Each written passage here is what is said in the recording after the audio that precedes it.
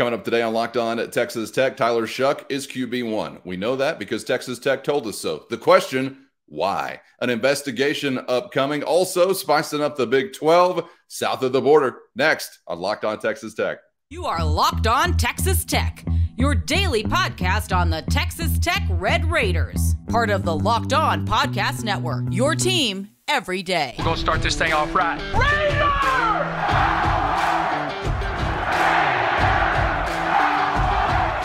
Everything runs through Lubbock.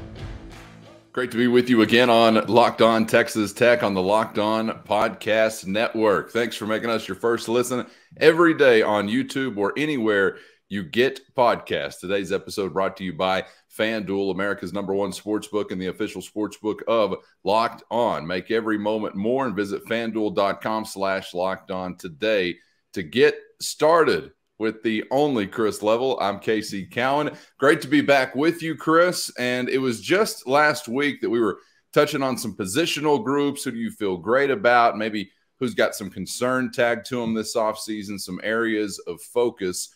We mentioned quarterbacks within one of those conversations, Chris, and I thought it was kind of interesting that we did have actually not long after that a response from a Locked On Texas Tech viewer saying, what are we just throwing Baron Morton to the garbage heap? Because it was all about Tyler Shough as far as that conversation is concerned. And I thought at that time as I responded to him on YouTube, of course, nobody's throwing Morton to the garbage heap. But regardless of when an announcement might come or if it ever would come, I think it seemed like Tyler Shough was clearly at the steering wheel. And then I'll be damned, I think Coach McGuire was watching the show and he just thought, yeah, good idea. Let's offer some clarity to the situation. That's where we begin today with Tyler Shough, publicly coronated, Chris, as your starting quarterback whenever September 2nd rolls around. So I want to get into some of your thoughts on that. And I'm also curious about some of the timing of this announcement. But just to begin, I can't imagine this caught you off guard because it has seemed like, given the way he finished last year, it was definitely his job to lose, I guess. Yeah, I think there's two conversations to have here. I think one is the timing. We'll get into that in a bit. But the first one is, yeah, this is no surprise. This is kind of what we've known. I think what the team has known, and I think that's the most important thing is those players have kind of known what the situation is. I think, you know, as we kind of recap some of the things that we've talked about really since last season ended, and we got into any conversation about quarterbacks and a QB race, it just became very apparent that Tyler was going to be very difficult to beat out because of, not that he couldn't have been beat out, but because of the way that he finished last season. You know, he had already won this job the 2 seasons previous. Yep. And I think for good reason, or there's, you know, those are, you know, different coaches, right, that make those selections.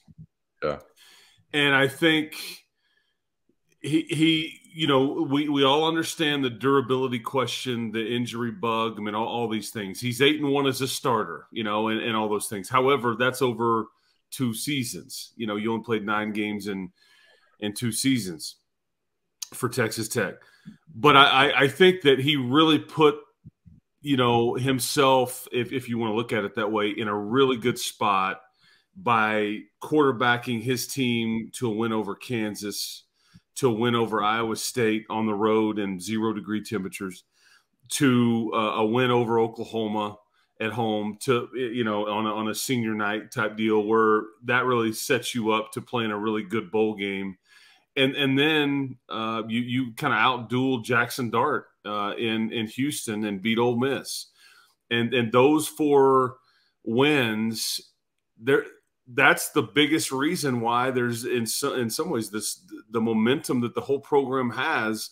Not that Tyler deserves all that credit, but he was a constant then, and I think that is why he was going to be very difficult to beat. And I do think he had a better spring. I think it's complete. And again, if people look at the red and black game, you know, you can make whatever assumptions you want to off of that one, but the real scrimmage, if you will, was like 2 weeks before, and he played lights out. So, yeah, I don't think there's any way you could have gone another route. I'm a little surprised by it though, that you get the public announcement, but there was just no denying what he was as a quarterback, as a teammate, and as a leader when the season came to an end. And am I mistaken, or was he was Texas Bowl MVP, wasn't he? Or who was? I think that's exactly right. Yes. Could have been if he wasn't, because the dude was impactful in all facets. Yeah, and he had nearly 300 yards rushing last season. I think, he, I think, the 4 rushing TDs. I get the, because we talked about this as it relates to, I think it was last week, we talked about this national story about QB tiers, not TEARS, like, Liquid Awesome or anything. I'm talking about TIERS. We've had some of that tiers also over the years. yeah, like tier 1, tier 2, tier 3. That's right.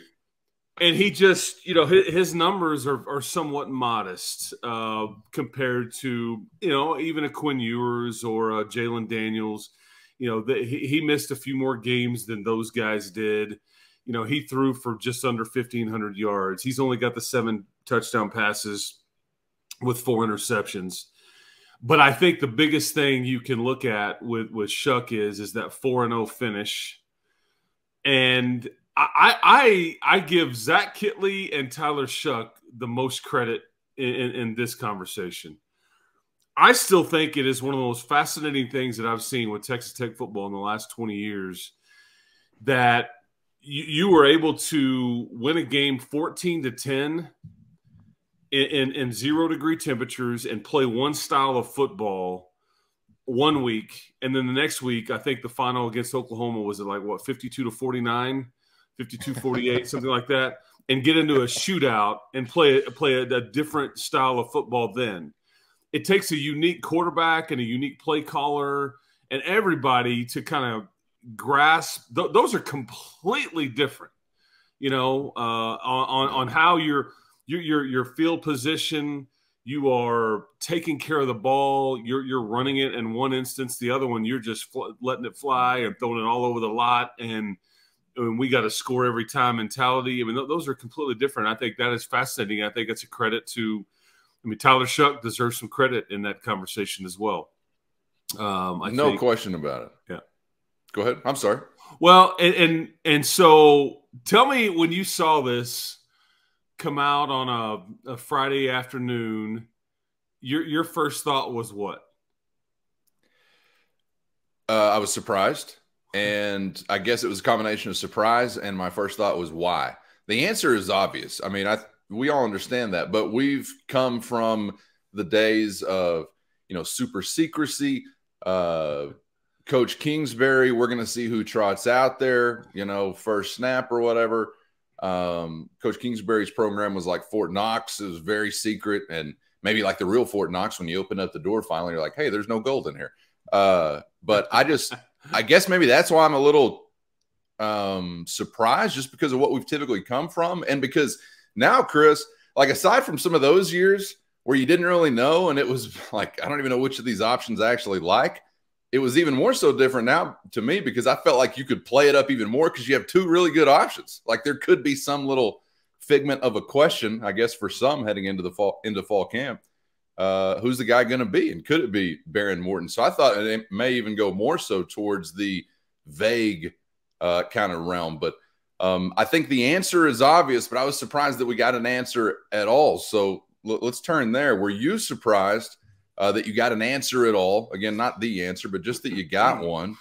And why do you think the timing was what it was? But first, today's episode brought to you by FanDuel, the official sportsbook of Locked On and America's #1 sportsbook. Find out why today by downloading the FanDuel app in the App Store. Safe, secure, easy to use, or head on over to FanDuel.com/LockedOn. And if you're a new customer, your timing is perfect, because right now new customers qualify for that no sweat first bet, which is now up to $2,500 in bonus bets back to you if your first bet don't bank. That's right, $2,500 coming back at you in bonus bets if your first bet doesn't win with the no sweat first bet. You're always getting paid instantly with FanDuel, and that's just one part of why it's America's #1 sports book. So get busy today. Head on over to FanDuel.com/LockedOn or download the FanDuel app from the App Store. Again, that's FanDuel.com/LockedOn and get started with the no sweat first bet with FanDuel, an official sports betting partner of the NBA. Let's turn there. Were you surprised that you got an answer at all? Again, not the answer, but just that you got one. And why do you think the timing was what it was? This is a fun conversation because I have a theory on a lot of this, and I think it all points back to the genius of Joey McGuire being a player's coach. And that's always fun when you feel like the guy that's in charge of your program is just kind of playing chess, But I think there was some reasons for this announcement and the timing of it. I can't say that I'm 100% right on this, but I feel like this is a pretty good pitch on this theory. So we'll see what you think. Okay. All right. Kick it to me. So I think you get an announcement. Okay. And I think they had kind of hinted at that back in the spring. I think the reason that you get an announcement is I think that in a period of days or weeks, you're going to be told Tyler Shough's going to Big 12 Media Days. I'll be shocked if he's not. And I think at that point, if you don't have an announcement and you see that him going on behalf to represent his team, you're like, well, I guess that's the announcement. Okay, so I think that's the reasoning on why you announce this before you get further into the summer and all that. If he goes also, Chris, and it's not announced, he's getting questions about it. Question one, probably. Absolutely. Yeah, 1,000%. Yeah. The timing of this announcement has as much to do with Baron Morton as it does with Tyler Shough, as much as it has to do with Joey being a player's coach. Typically, what do you get on a Friday afternoon? If somebody has news to release, what do you get typically on a Friday afternoon? You get the dump at yes, you get bad news. You get covered up. Yeah, you get like a Pac-12 media agreement or something. That's what I thought. You get bad news, or you get news that nobody really you don't want anybody to know. Like, hey, man, we got to get this out there. We don't want a lot of media coverage on it. And all those things. Yeah. Along those lines, I think that's why this was released then, and here's why. Look, Tyler Shough, I think, had won the job. I think he doesn't need some big, giant announcement and some fanfare like crowning him. He's gone through this 2 years before. Okay. This announcement being at the time that it was, it's as much about Baron Morton as it anything. Let's respect the second guy in the race, if you will, or the guy that's going to be our backup and the future, mind you, and the future. And let's not make a big deal about this. Tyler doesn't need it. Let's not try to put Baron in some sort of negative light at all, because that's not. In no way did Baron lose this job. Tyler won it. Okay, so Baron got better this spring. Baron is super talented. Baron is the future. Baron's going to start here. The day that Shough takes his last snap, Baron Morton is the starter. There's no doubt about that. And he's going to have 2 full seasons to play and all that. But I think, though, that's why the announcement comes out then, is because they don't want to make it a big deal. One, people kind of knew what the deal was. And two, let's not like crown a guy to make another guy kind of look, hey, yeah, you lost. You lost the competition or the job or whatever. And so I think there's some genius here in Joey McGuire in managing his people and massaging the situation with all that's out there with portal and NIL and all these kinds of things.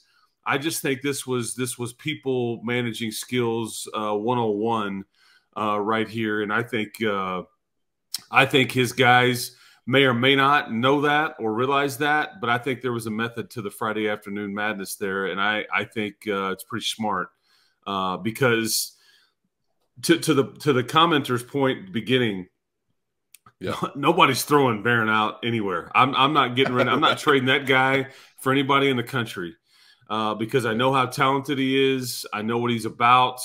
And I know that he's just 3 or 4 years younger than Tyler Shough, and that's kind of a bit of a difference here.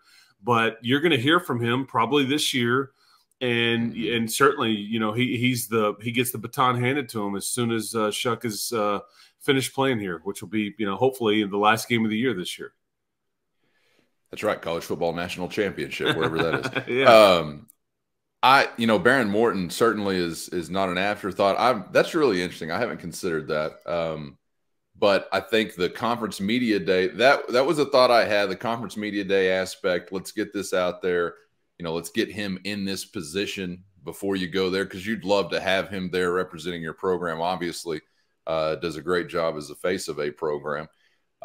So you want to do that. And I think that makes some sense. The layering to this, though, is really interesting. And that teammate aspect, I guess I hadn't really considered. Because, yeah, Friday is where you kick it out if you don't want it to really get, you know, hardly any attention, which was interesting for a team to kind of pump up their QB1 in that way. Yeah, like a positive announcement. And, you know, you kind of see sometimes a team, and I hope that Texas Tech really won't do this. I guess sometimes I understand, like, you have to do it. I don't know.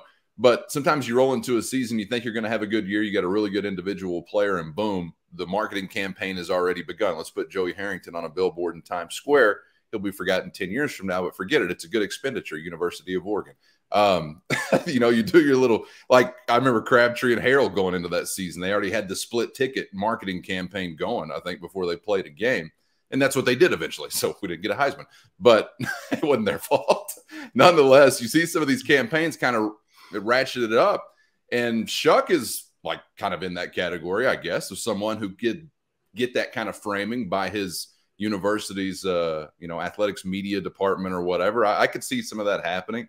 So, yeah, to do that on Friday is kind of contradictory to that thought, but that may be an afterthought, totally. I think what you're saying makes so much sense. And Baron Morton, as far as the football player, he got hurt. I don't know if we saw Shough again. Probably did, but I don't know if we would have if Baron Morton wasn't hurt in Stillwater, Oklahoma that day. Because you fast forward later into the season, and one of the only, aside from the beautiful sunset that day, behind the west side of Jones Stadium, and I do remember it specifically, the only shining moment I remember for that Baylor game, like the last shining moment, was Baron Morton scoring a touchdown on 4th down in the 3rd quarter to still give you a chance. I think it was in the 3rd quarter, and I'm pretty sure it was 4th down. Is any of what I've said correct? I'll go back and check out the show. That'll be helpful. But you know what I'm saying? The dude was still in there battling at the end of the year and doing good things for you. So absolutely, you are not forgetting about or casting aside Baron Morton in any way, shape, or form. But I think what you're saying makes some sense. And I would say also to some degree, not that you like owe anybody anything, but Baron Morton has, I think in part because he's a competitor, but also at the same time, for whatever other reason individually, has remained committed to your program.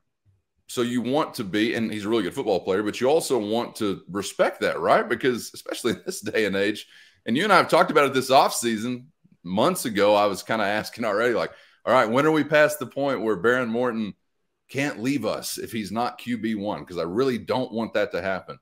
And it was a little bit surprising, though maybe I'm selling the guy short by being surprised, you know, character-wise or personality-wise.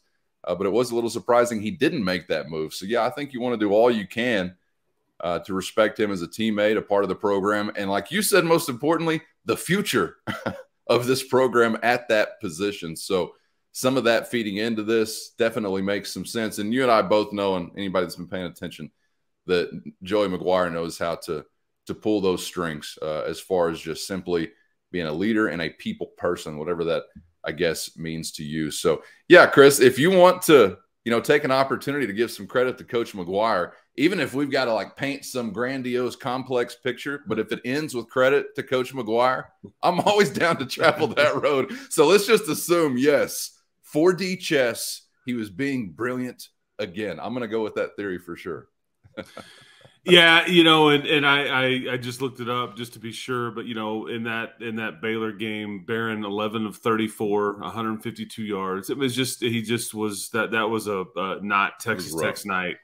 Yeah, it didn't matter who you were. If you were there to watch Pat Mahomes get inducted in the Hall of Honor, it just wasn't a good night for you unless you were Mahomes or his family. I think that you've got a clear tier here, and we've got a 1 and a 2, and I think that you have to know that coaching and player wise, they all know we can win and win big with either one of these guys, and I think that is 100% true. And I think that Joey doesn't. He has said before, we got 2 guys here that are going to play on Sundays, and that is a mouthful to say it that way. And I think we touched on that at some point in a recent show. That's about as good of a compliment as you can give, a couple of guys that play that position, because you don't throw a word, the Sunday word around lightly at all when you start talking about quarterbacks. But I think it's the NFL folks that have come through checking you out and paying attention to your program and trying to get guys on your roster on their radar from a draft standpoint that have indicated that they really like what they see with not just one but both guys. But the NFL folks really love Tyler Shough because they see the frame, the measurables. He's very, very smart. Arm strength. Tangibles. Yeah, it's all the things that you're looking for. It's really just – but your best ability in the NFL standpoint is availability and like how healthy can you stay and can you be durable? But again, Barron, to be fair, Barron hasn't showed that he could be durable either. He got dinged up last week. Again, it's not fair to label these guys as injury prone or whatever. It's football. It's hard. It's a car accident on every play, and so stuff happens. So it's just you can't really criticize one guy and not say it about the other. And so, I guess looking at most guys in the league, everybody missed, some games and some a lot more than that. But anyway, that's why I think we get the announcement, Cowan. I think that he'll kind of start to be a spokesman of sorts for the team a little bit, which is the way a quarterback. And I think that there was some internal thought last year that not having an announcement made early on in the season or in August, and it's like, hey, we're going to play 3 guys, and they kind of rolled that way for a while. And we knew who the starter was, but it's like, hey, we've got some stuff for all 3 guys, and we're going to try to get all 3 guys in the game. I think that in some ways you had 3 legit dudes, but I think in some ways they felt like it hurt them a little bit. The team wasn't sure, I think that you need a guy, and everybody gets behind that guy. So anyway, that's my end of my Shough conversation. But it hurt me as well because the 3 quarterback package was a conversation I enjoyed having so much that I made some merch. I made some T-shirts, 3QB, PKG. Just got them in a few weeks ago, though. I thought they'd really hammer that home again, in 2023. And now, as soon as I get my box of 3QB, PKG T-shirts in, we got to start a quarterback announcement. So what the hell? Anybody need a T-shirt? I got boxes and boxes and boxes. Look for them coming soon on a Somali child somewhere around the world. Speaking of around the world, we're going to make a hard left here. Que bueno, Monterrey, because I would say Brett Yormark is going basically Eddy Raven on the SEC, Oklahoma, and Texas. I'm eating right and I'm living good. He said he should have left them a long time ago. Who needs them? He's got Mexico. We're talking Big 12, south of the border next on Locked On Texas Tech.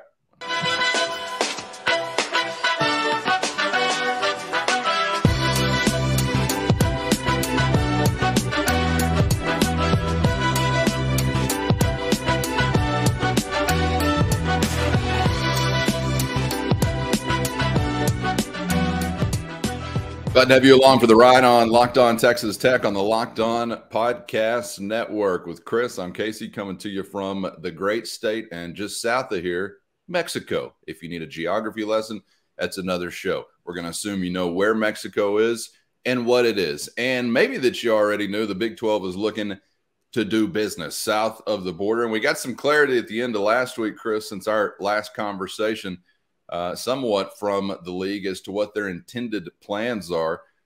First, beginning with Houston and Kansas men's and women's basketball. That's going to be in 2024 regular season games. Maybe a little bit more intriguing, however, is the thought that the Big 12 is exploring a bowl game, postseason activity in Mexico, postseason 2026. That's where Monterrey comes in. That is a destination of focus, I guess we can say at that time, potentially for that bowl game. But that was how it shook out as far as a few more details shared since that initial idea was floated out there, Chris. So we've got some regular season hoops, postseason football possibly. I'm sure other things to consider, but for the sake of this conversation, we'll stick with those two, I guess. But what did you make of some of what we heard as far as the Big 12's excursion globally? You know, I heard an interview with Kirby Hocutt, the Texas Tech athletic director, last week, and he was asked about some of these things as well. And I thought it was interesting because this is a great way to phrase it. This is because I think they've branded this Big 12 Mexico, like the series of games that will be played in Mexico is just going to be part of their Big 12 Mexico package or however they're going to do it. But Kirby referred to this. Yeah, I mean, Brett Yormark has really enlightened us on the business of the Big 12. And that's what this is. This is, make no mistake, this is trying to widen your brand. This is trying to generate revenue, increase revenue. I think what you'll end up seeing is you're going to end up seeing I don't know if it's title sponsor or sponsors that kind of, you know, are at the forefront of any of these games from the Big 12 standpoint that are played in Mexico. I do think that bowl game is going to happen, and I do think it could be anything from a Big 12 tie-in to, I've even heard, you know, you could put two Big 12 teams in there together and let them play like a, you know, play their bowl game against each other and all that. And again, we're off into the distance there because that's, as you mentioned, that's December, January, or I guess it would be December of 2026, I think. And so, yeah. And I think you see too that this is going to involve some baseball. That's going to involve some women's basketball, and then we already see the announcement with Kansas and Houston. And I think that the concern there, if you're a Kansas or a Houston fan, is that, because make no mistake, Texas Tech is going to be involved in something in Mexico at some point soon, whether it's Coach Gerlich's team, Coach McCaslin's team, Coach Tadlock's team, or Coach McGuire's team. Somebody is going to be asked to, because I have a feeling there's going to be pretty much every institution is going to be asked to share the wealth here, if you will, and like kind of, or burden. You know, okay, yeah, there you go. I didn't know which word you were going to go with. Well, that's yeah. Your point is valid because you're right. I mean, coaches won't care how much money it generates for the league. It's like, well, why am I doing this? Because this is bad for my kids. This is it's a lot of travel. Or you're losing a regular season like home game, I guess, maybe. Yeah, and so that's what I was about to say, is that if you're a Kansas or a Houston fan, I think initially, and they've made it clear, this is going to be a league game. I think that you forget that the way the conference basketball schedule, and again, keep in mind, it's got to be out by July the 15th. Okay, it's got to be out in 2 TV partners by July the 15th. So we're a little over a month away before the Big 12 basketball schedule has to be released.